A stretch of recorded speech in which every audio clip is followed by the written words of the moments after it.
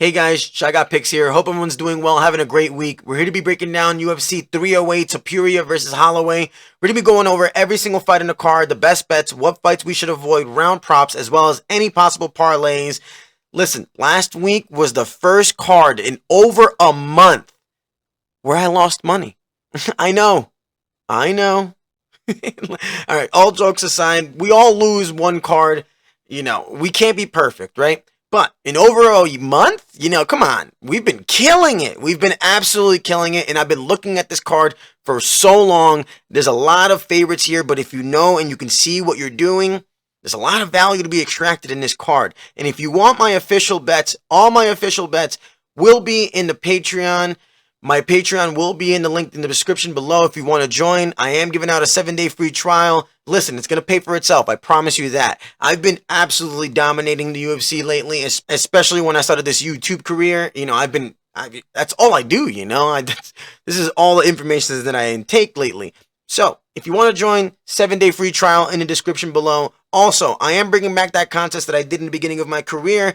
$15 to whoever can guess the closest to the total significant strikes in the main event of this card. You must be subscribed, but all you need to do is comment below, give me a guess, tell me what you think it is, and whoever gets closest gets $15 from yours truly. I'm so excited for this card. Let's get right into it. I'm ready to dominate this card. For the first fight in the card, we got Rinat Fakhretdinov versus Carlos Leal. Fakhretdinov is 23-2-1, 4-0-1 in his last 5 fights. Negative 260 favorite, 33 years old, 6'0", and a 74-inch reach. Meanwhile, Carlos Leal is 21-5, 4-1 in his last 5 fights. Opens up as a 210 underdog, 30 years old, 5'11", 72-inch reach. This fight, is basically a classic fight where you have a striker of Carlos Leal against the grappler in Fakhretdinov. Leal will aim for an early knockout, while Fakhretdinov is definitely, his wrestling is expected to dominate the later rounds. With Fakhretdinov, he hasn't lost in a decade, and that must be pointed out, and he excels in grinding opponents down with his wrestling. Though his fight IQ can vary and is very questionable, sometimes swinging recklessly when hurt, his ability to control the pace through grappling remains his greatest strength. He has handled aggressive fighters like Leal before, and most notably against Dalby in battle, and his clinching grappling superiority should shine through here. Leal is a dangerous striker for sure, with knockout power, especially in the early rounds. His overhand right is his most potent weapon, and he thrives on applying pressure in the clinch exchanges. However, his gas tank tends to fade, and grapplers have found success against him. If Leal doesn't secure an early finish against Fakhretdinov, I expect Fakhretdinov's wrestling and control is going to take over this entire match here, truthfully, smothering Leal's striking offense and neutralizing his power. I think Fakhretdinov by decision is definitely the way to go. His wrestling and clinch control will dictate this fight, in my opinion, wearing Leal down for a clear win in the scorecards. Give me Fakhretdinov by decision. Up next on the card, we got Bruno Silva versus Ismail Naurdiev. Bruno Silva is 23-11. 1-4 in his last 5 fights. He opens up as a plus 105 underdog. 35 years old, 6'0", 74-inch reach. Meanwhile, Ismail is 23-7, 3-2 in his last 5 fights. Opens up as a negative 125 favorite. 28 years old, 6'0", 74-inch reach.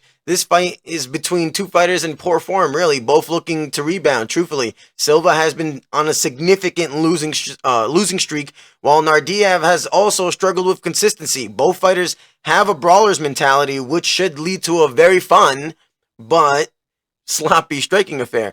With Silva's a veteran with a brawling style, but he's clearly on the downside of his career. His recent performances have shown a significant decline in speed and durability. While he's still dangerous with his hands, Silva's slow pace and lack of defense have made him vulnerable to younger, faster opponents. Meanwhile, with Ismail, he's had a mixed run since leaving the UFC, and he's been inconsistent in his performances. He has decent striking and power, but his chin has been very questionable lately, and his defensive liabilities often leave him open for counters. Naurdiev's ability to stay disciplined will be the key in this fight, in my opinion, but I don't think he'll have that. This fight will likely come down to who can land the cleaner shots in exchanges.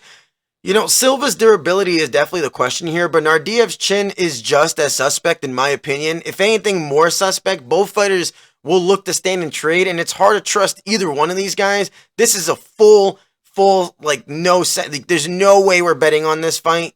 But it's going to be a fun one to watch. I think Bruno Silva gets it done, but you can't bet on a guy who's 1-5 and an underdog, truthfully. And I do think that, I think Naurdiev is already at negative 170 now, so maybe you're getting more value here.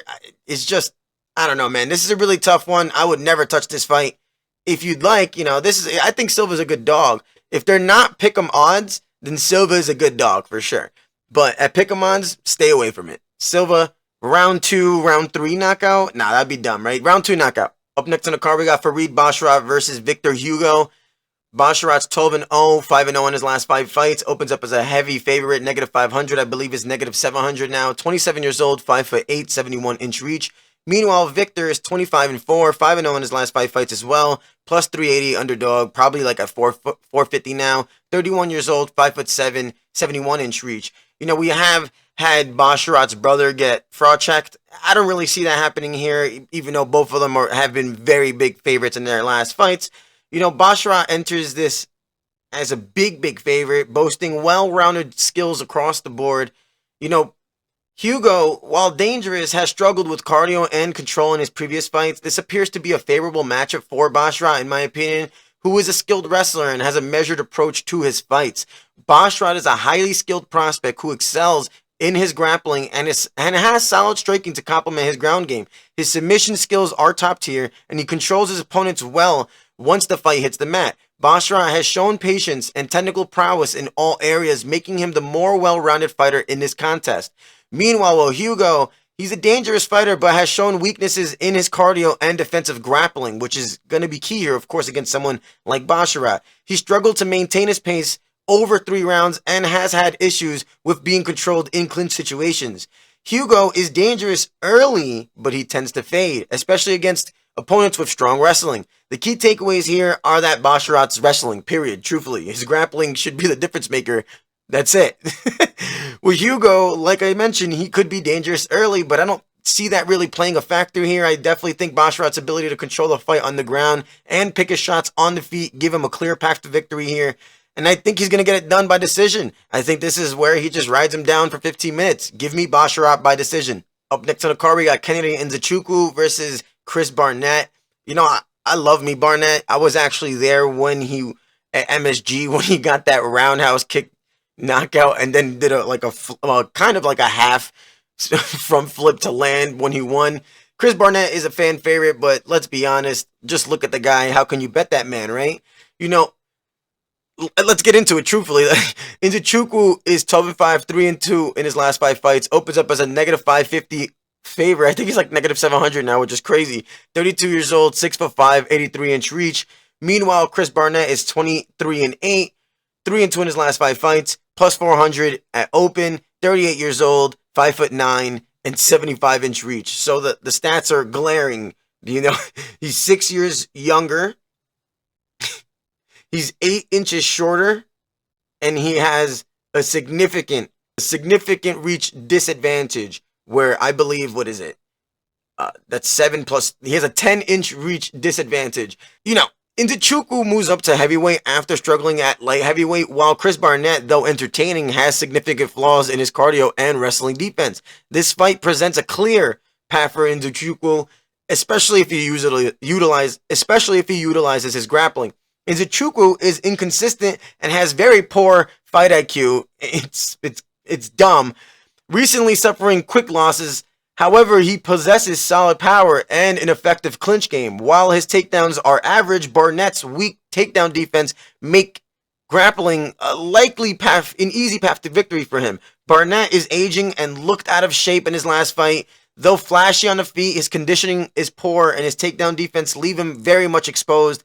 Against a bigger, stronger, and taller opponent like Nzechukwu, his flaws can very much cost him here. I think the key takeaways here are that Barnett's grappling weaknesses are just a major liability here.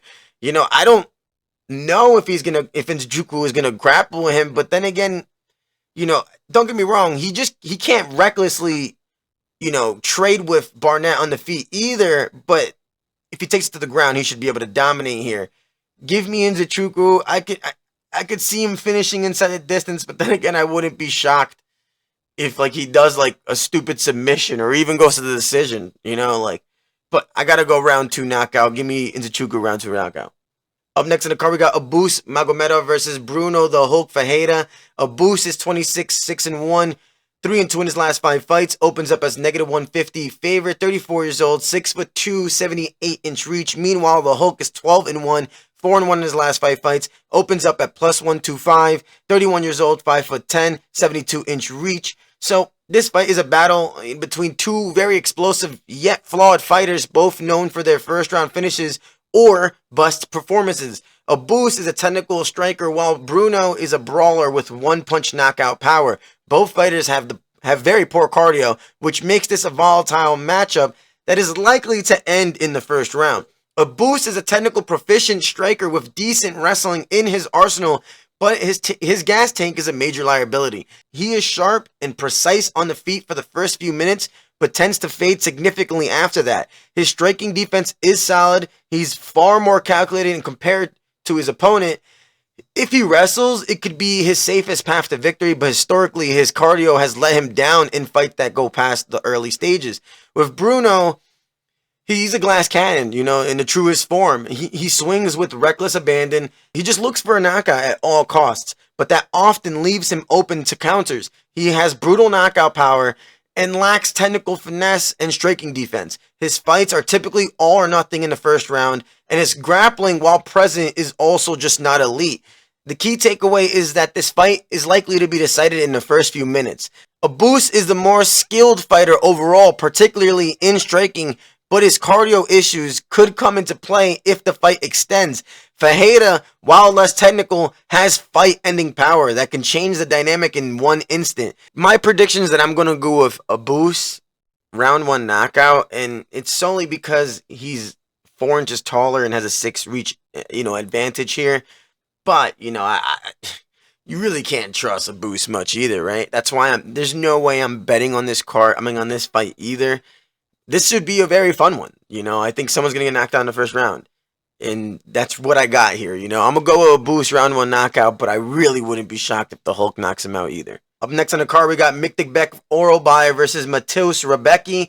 Orolbai is 13-1-1, 5-0 in his last 5 fights. -275 favorite, 26 years old, 5'10", 74-inch reach. Meanwhile, Rebecki is 19-2, 4-1 in his last 5 fights, +210 underdog, 32 years old, 5'7", with a 66-inch reach, which is crazy, right? 66-inch reach versus 74. This fight pits two rising prospects against each other in a stylistic clash. Orolbai is a relentless grappler who uses high pressure and takedowns to break his opponents.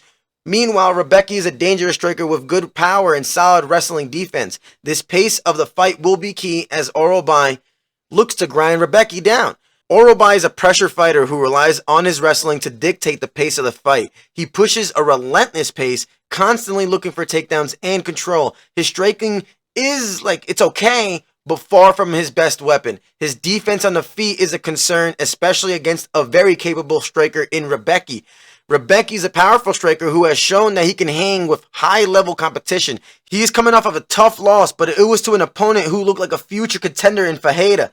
Rebecki's hands are sharp, and he has good defense wrestling, which will be crucial in dealing with Orolbai's pressure. The key takeaways are Orolbai's relentless wrestling and pressure are likely to be the deciding factors in my opinion. Rebecki has the power to hurt Orolbai, that's for sure. But if he can't stop the takedowns, it will be a long night for him. The key is whether Orolbai can avoid taking too much damage while implementing his grappling skills.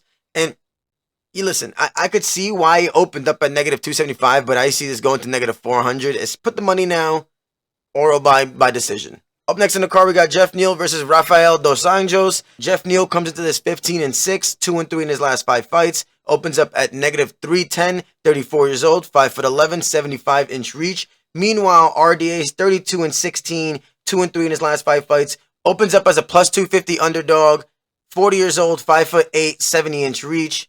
These guys are two brawlers, but Neal's power and youth could be the deciding factor in this fight. Dos Anjos is tough, but he's slowing down, and Neal's physicality is likely to be a problem for the former champion. Leal is an athlete, powerful striker with knockout potential. His key advantage in this fight is his size and power. If you can keep RDA at the end of his punches, he's got a real shot at an early finish here. Leal's challenge is to stay composed and not get drawn into a slower, grittier fight. With RDA, he's a veteran, he's seen it all. He's tough, durable, and has solid grappling, but his speed and output have been, on decline. Let's just be honest. RDA will need to make this a gritty fight, close quarters fight, and take Leal out of his rhythm, Leal's power is the key factor in this fight. If he can keep it standing and avoid getting drawn into a clinch battle or to the ground, he should be able to get this finish. RDA will need to rely on his experience, but it may not be enough against Leal's power here. I got Jeff Neal round 1 knockout. Up next in the card, we got Islan versus Rafael Cerquiera. Aslan's 13-1, 5-0 in his last 5 fights. Opens up as a -125 favorite. I believe he's an underdog now. 28 years old, 6'3", 77.5-inch reach. Meanwhile, with Cerquiera, he's 11-0, 5-0 in his last 5 fights. Opens up as plus 105 dog. I think he's -120 now. So it's basically a coin flip. 34 years old. 6'4", I don't know his reach. This fight promises to be a brawl between two heavy-handed, aggressive fighters. Ibu is a powerful striker who tends to take a lot of damage, while Cerquiera is undefeated but has shown questionable defense against low-level competition. Both fighters will be looking to stand and trade, making this a fan-friendly matchup and will likely end in a finish. Aslan is a wild, aggressive striker who thrives in chaotic exchanges. He hits hard and isn't afraid to eat punches to land his own.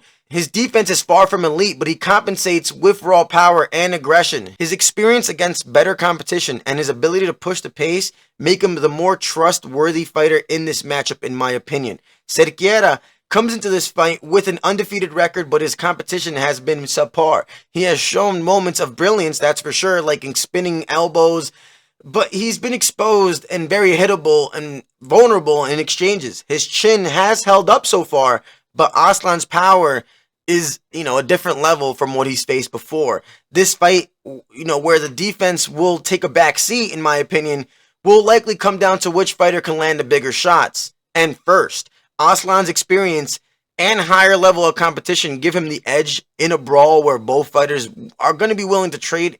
So, in my opinion, I think this ends 1 by knockout, and 2, I think before round 3 at least. Give me round 2 Aslan knockout, maybe even round 1. But yeah, give me Aslan knockout. Up next on the card, I'm so excited for this fight. We got Shara Magomedov versus Armen Petrosyan. Magomedov is 14-0, 5-0 his last 5 fights. Opens up as a -185 favorite. 30 years old, 6'2", 73-inch reach. Meanwhile, Armen is 8-3, 3-2 in his last 5 fights. Plus 155 underdog, 33 years old, 6'3" with a 71-inch reach. This fight is a very interesting middleweight matchup. Truthfully, Petrosyan is a very technical striker, while Magomedov has shown flashes of potential, but also some cardio and defensive issues. This fight will likely come down to who can maintain their pace and technique over 3 rounds. And that's going to be key when I'm breaking down this fight, okay? Petrosyan is a technical, patient striker with good movement and the ability to pick apart his opponents. His cardio is solid, and he excels at finding openings and landing clean shots. Petrosyan's key to victory will be maintaining his technique and avoiding wild exchanges. Meanwhile, with the bullet, he has some heavy hands, but he's very hittable and tends to slow down as the fight goes on. His biggest strength is his power. If he can't finish Petrosyan early, his chances diminish significantly as this fight progresses, okay? Let's be honest. He's not been that impressive. I've been getting hit up a lot lately. I'm like, yo, dude, you're going against the bullet? Yeah, I'm going against the bullet. Have you been impressed by this, man? Let's be honest, man. He fought Bruno Silva, who's 1-4 in his last 5 fights. He fought a guy named Tricoli, and I have no idea where that guy went, right? And then he fought Oleksiejczuk, which is arguably his best fight, right? But, he basically started gassing out after, 10 minutes? We got a guy in Petrosyan who's beat RoboCop in Gregory Rodriguez. He also beat Christian Leroy Duncan. Like, these guys are not, like, these guys are good fighters. Good. And for that reason, I'm going Petrosyan. I'm not impressed with the Bullet. And I'm extremely impressed with Petrosyan. Let's be honest. He lost to Caio Borralho, which is a good fight to lose, right? And then he loses to Rodolfo Vieira versus via submission, which you can't blame him. It's Vieira. Now, do you think Magomedov is going to submit Petrosyan? No. This is going to be a fight where they're going to stand and trade. And if that's going to happen, give me Petrosyan. Give me Petrosyan. This fight comes down to whether or not Magomedov can land his big shots early, or if Petrosyan can weather the storm and outlast him.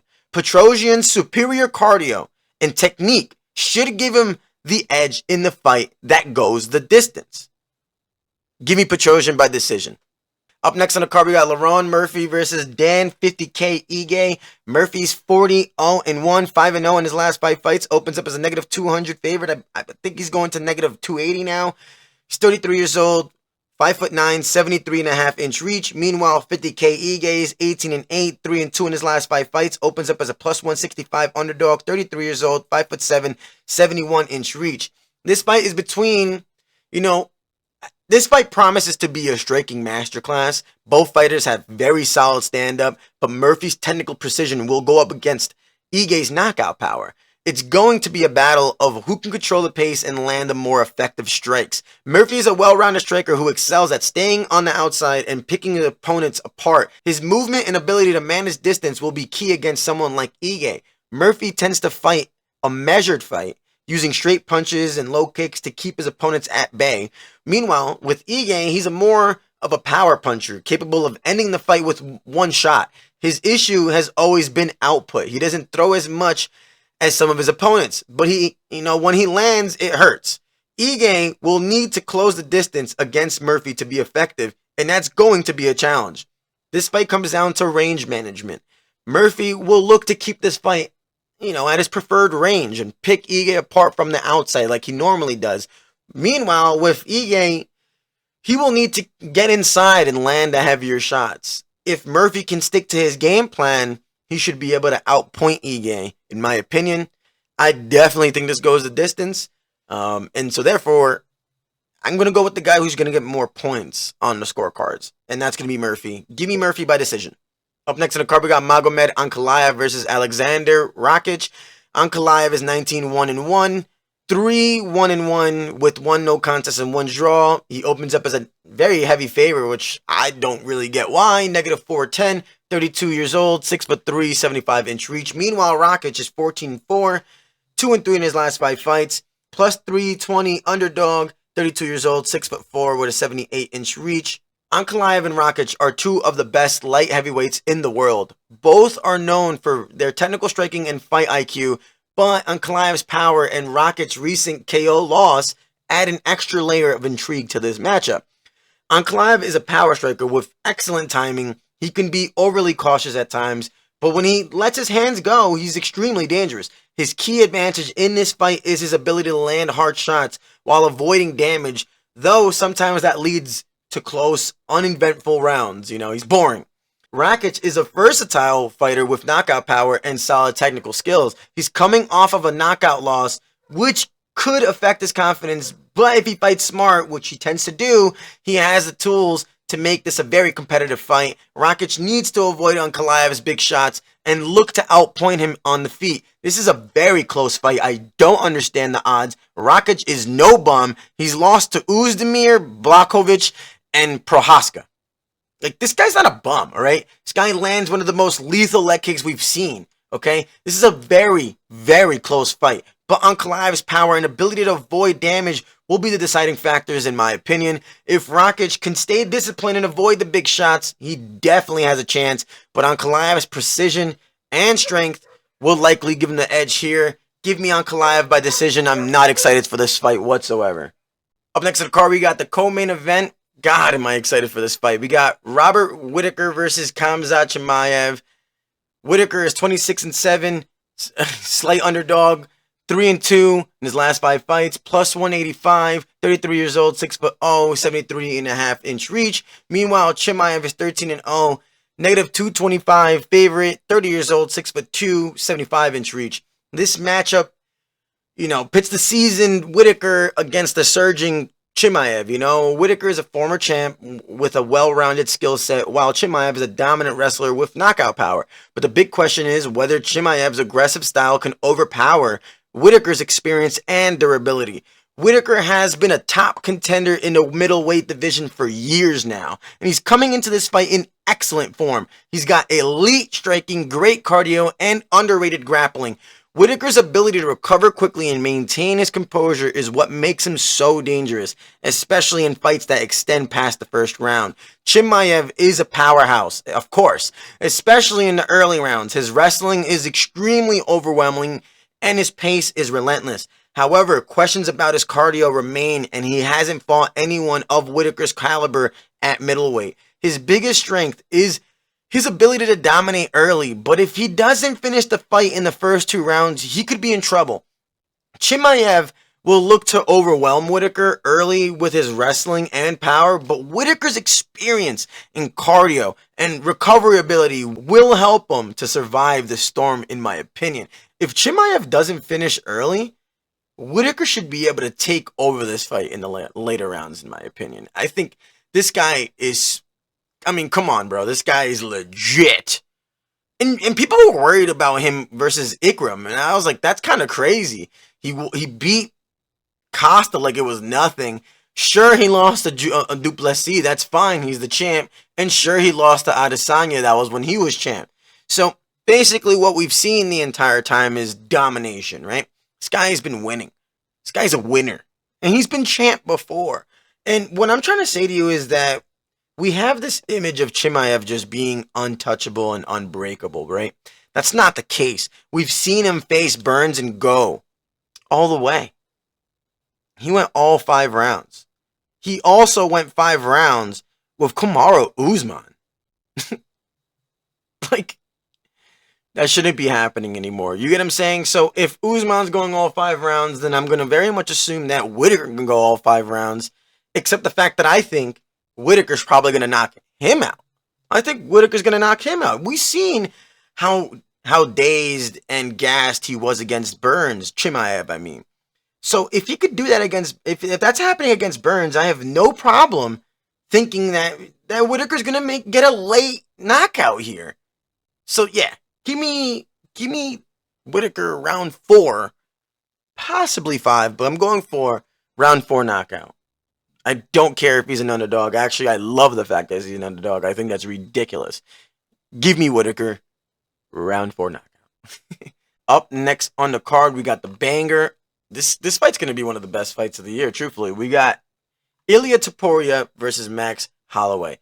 Topuria is 15-0, 5-0 in his last 5 fights, negative 250 favorite, 27 years old. He's the champion, 5'7", 69-inch reach. Meanwhile, Holloway is 26-7, 4-1 in his last 5 fights, plus 195. Underdog, 32 years old, 5'11", 69-inch reach. This fight between Topuria and Holloway is easily one of the most exciting matchups of the entire year. We've got Topuria, a rising star who's been absolutely destroying everyone, going up against Holloway, a seasoned veteran who's nearly impossible to finish. The class of styles is extremely intriguing here. Topuria brings a precise, powerful boxing, while Holloway brings his trademark volume and durability. Topuria's rise has been nothing short of spectacular. His boxing is crisp, tight, and powerful, and his hand speed is literally second to none in the division.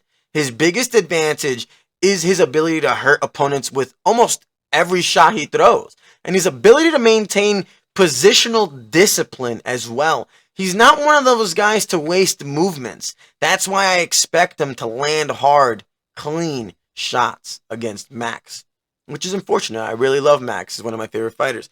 Holloway is as tough as they come.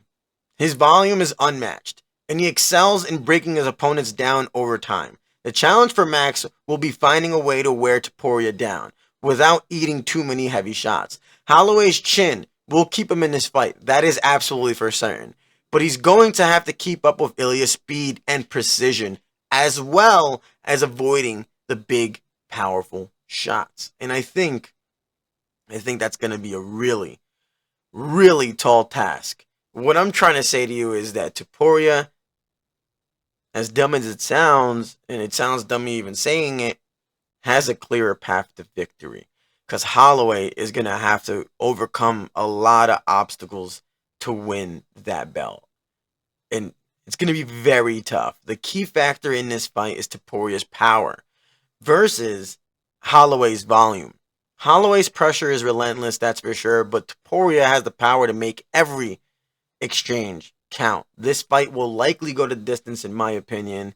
I don't see anybody getting knocked out, with Topuria's harder shots leaving a bigger impression on the judges. Don't fall for this trap, guys.